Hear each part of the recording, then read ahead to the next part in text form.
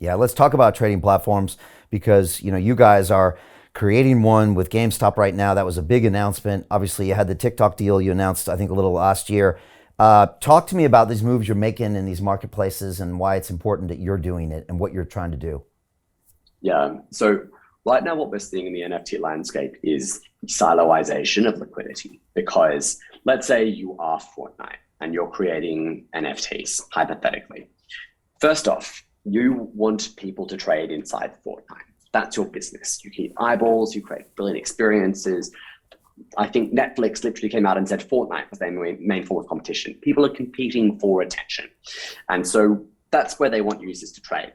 But there's a problem, which is then if a user sells an asset in Fortnite and all the buyers are on OpenSea, because that's where a huge amount of the volume and demand is, or a huge amount of buyers are on GameStop, because they've got this awesome gaming NFT marketplace.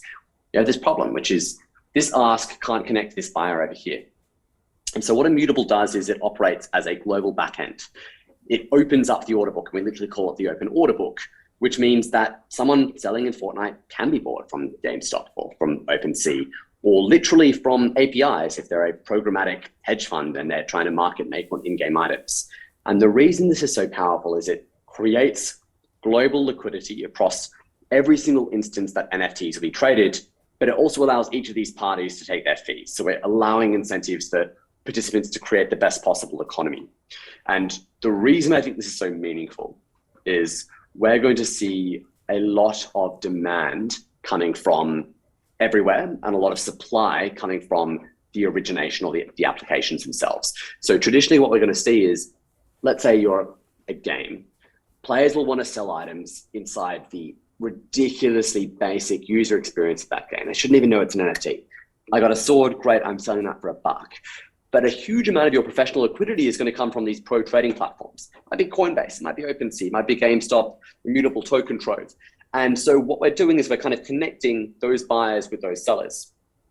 And the other thing we're doing is we're allowing the best possible marketplaces and the best possible trading experiences to emerge. Because if you're a new marketplace, you can actually come and you can have access to all of these orders. You can start trading things and you can differentiate on the user experience that you create in the exact same way that, we saw Craigslist become 100 companies, Airbnb, it became Upwork, and each of those had the best possible user experience for the vertical that they were focusing on.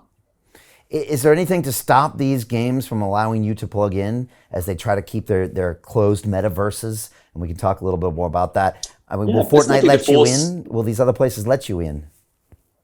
Look, we can't force people to do anything. We can't force people to use NFTs. But I think the financial impetus here is, they want volume. They want the maximum liquidity and volume. And that means you want to combine liquidity from everywhere while still being able to control the parts of the business that you own.